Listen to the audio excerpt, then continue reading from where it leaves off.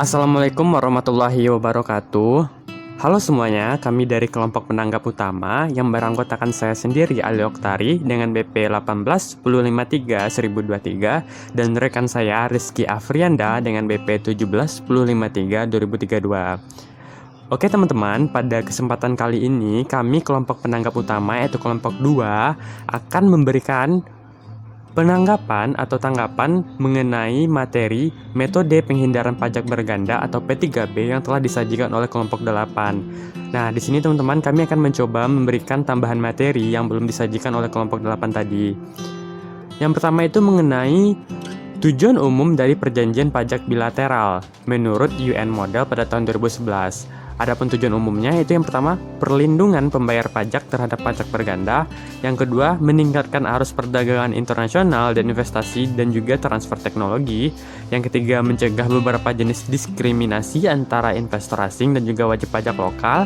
Yang keempat, memberikan elemen yang wajar, kepastian hukum dan fiskal sebagai kerangka kerja di mana operasi internasional yakin dapat dilaksanakan. Yang kelima, memberikan kontribusi untuk kelanjutan tujuan pembangunan negara-negara yang masih berkembang. Yang keenam, meningkatkan kerjasama antara otoritas perpajakan dalam melaksanakan fungsi mereka. Yang ketujuh, memberikan informasi dengan maksud untuk mencegah perhindaran atau penyelundupan pajak. Dan yang terakhir adalah memberikan asistensi dalam pengumpulan pajak. Baiklah teman-teman, cukup jelas kan? Selanjutnya itu tujuan dari P3B atau tujuan lain dari P3B menurut Pires pada tahun 1989 yang dikutip dalam buku Gunadi pada tahun 2007. Adapun tujuan lain dari P3B menurut Pires yang pertama itu melindungi wajib pajak. Yang kedua mendorong atau menarik investasi dengan berbagai tawaran keringanan pajak. Yang ketiga memudahkan ekspansi perusahaan negara maju maksudnya. Yang keempat, membantu mengurangi dan menanggulangi penghindaran dan juga penyelundupan pajak. Yang selanjutnya itu harmonisasi kriteria pemajakan.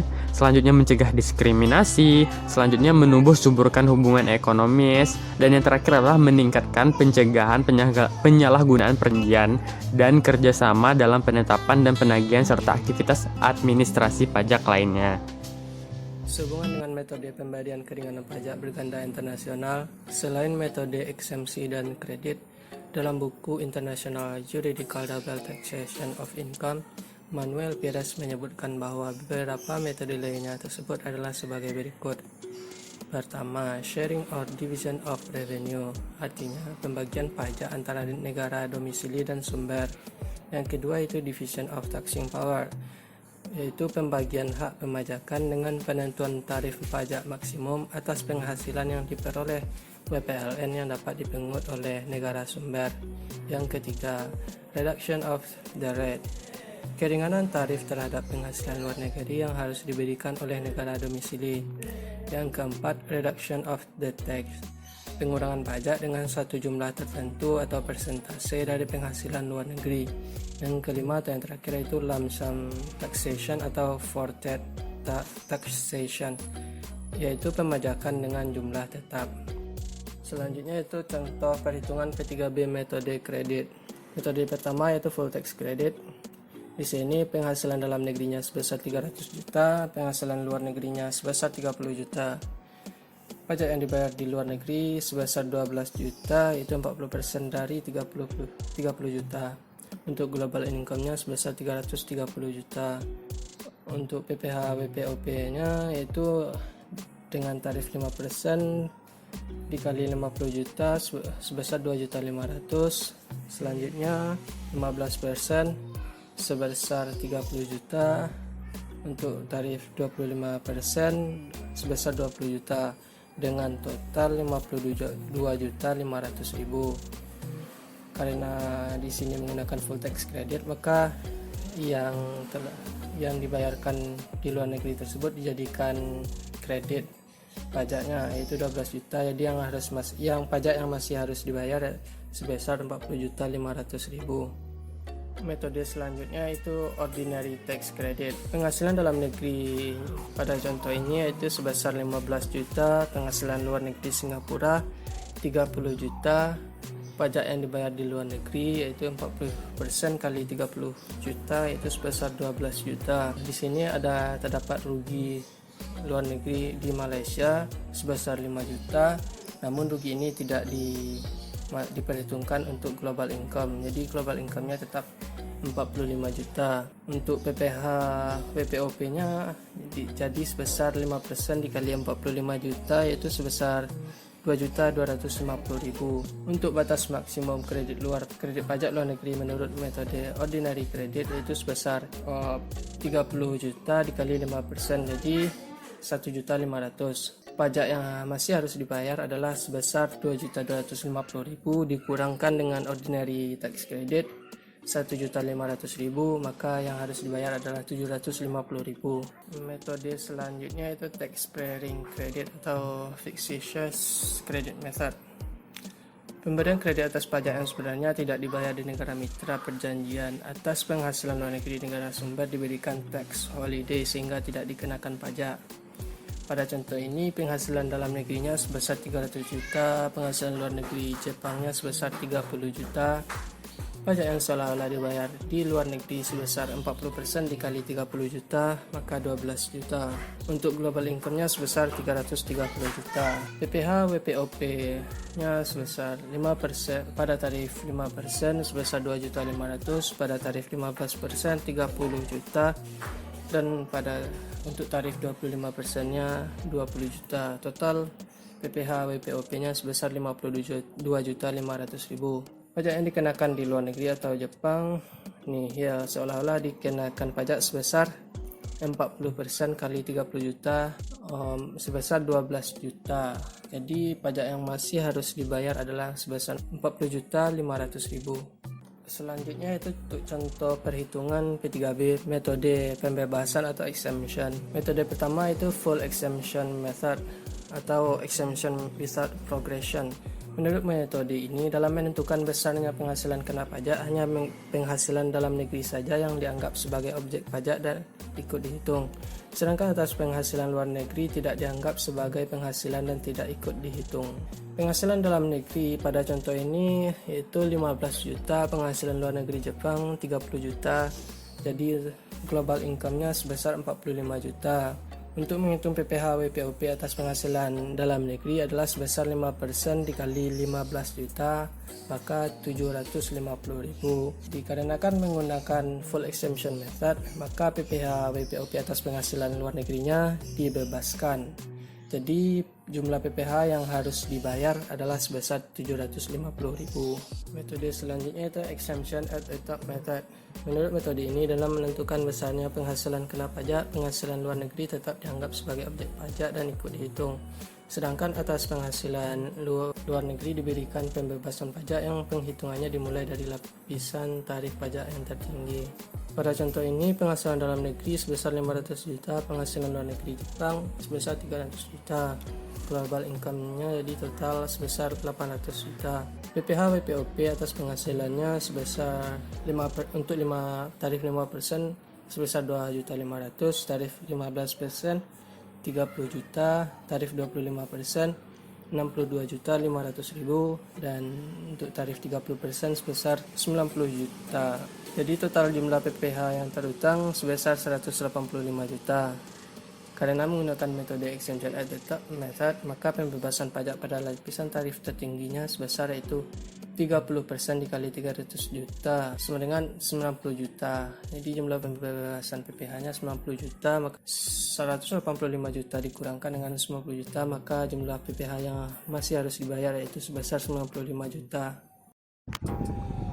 Selanjutnya yaitu metode perhitungan exemption at the parent method. Menurut metode ini, dalam menentukan besarnya penghasilan kena pajak, penghasilan luar negeri tetap dianggap sebagai objek pajak dan ikut dihitung. Atas penghasilan luar negeri diberikan pembebasan pajak yang perhitungannya dimulai dari lapisan tarif pajak yang terendah atau bottom rate. Contohnya, penghasilan dalam negeri 500 juta dan penghasilan luar negeri dari Jepang 300 juta, sehingga global income kita adalah 800 juta.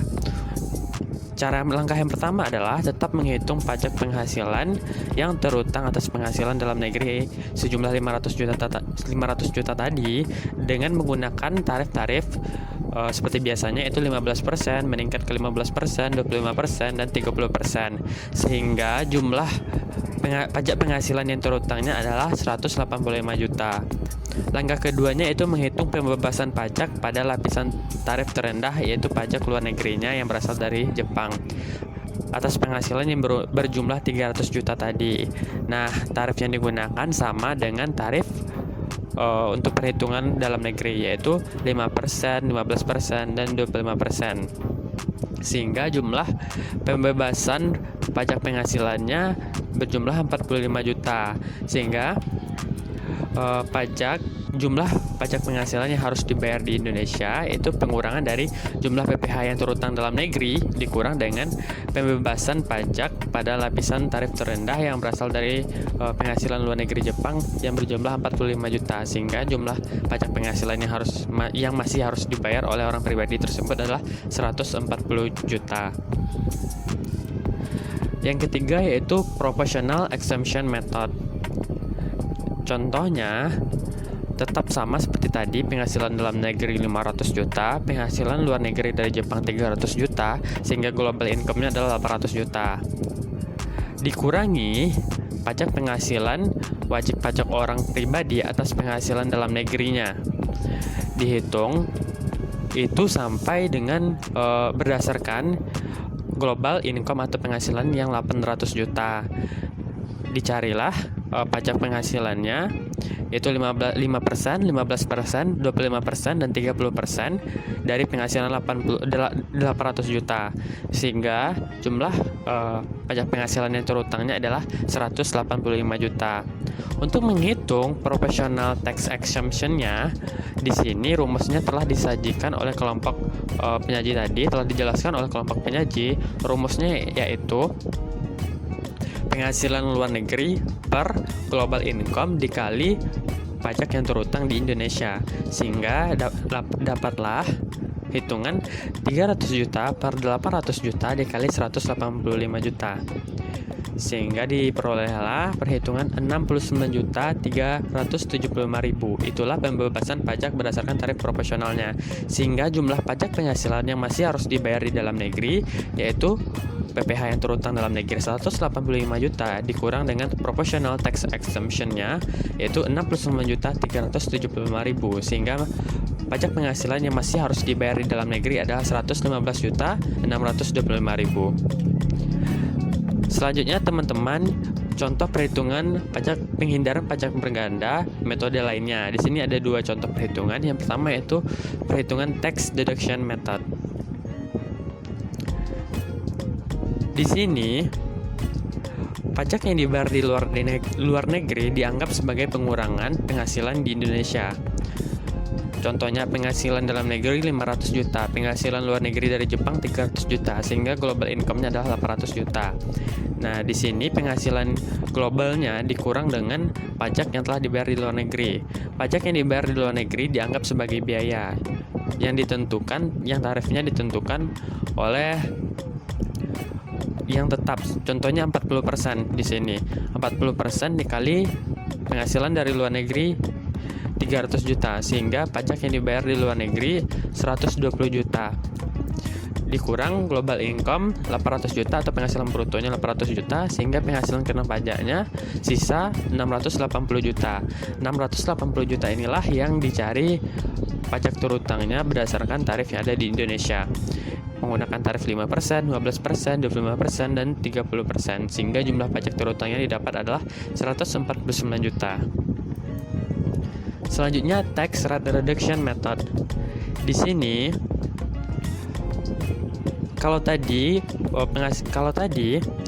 penghasilan atau pajak yang dibayar di luar negeri dianggap sebagai pengurangan penghasilan di Indonesia, di tax rate reduction method di sini hanya terdapat pengurangan terhadap rate atau tarif pajaknya saja. Contohnya penghasilan dalam negeri 500 juta, penghasilan luar negeri dari Jepang 300 juta, sehingga global income-nya 800 juta. Dikurangi pajak yang terutang atas penghasilan dalam negeri. Dihitung seperti biasa, 5%, 15%, 25%, atau 30% jika masih ada lebihnya. Di sini hanya sampai 25%, sehingga didapatlah jumlah pajak yang terutang atas penghasilan dalam negerinya 95 juta. Untuk pajak yang terutang atas penghasilan luar negerinya, itu menggunakan tarif 5%, namun dikurang tarifnya sebesar 3/4% dari 5%. Jadi 5% dikurang 3/4 dari kali 5%, sehingga tarifnya akan menjadi lebih rendah dikali penghasilannya yang sebesar 300 juta. Namun secara bertahap, 5%, 15%, dan selanjutnya. Sehingga didapatlah jumlah pajak yang terutang atas penghasilan luar negerinya 10 juta. Digabung, kemudian akan menjadi jumlah pajak yang terutang atas penghasilan dalam negeri dan juga luar negeri. Baiklah teman-teman, itulah penjelasan dari kelompok kami. Apabila ada pertanyaan, dipersilahkan.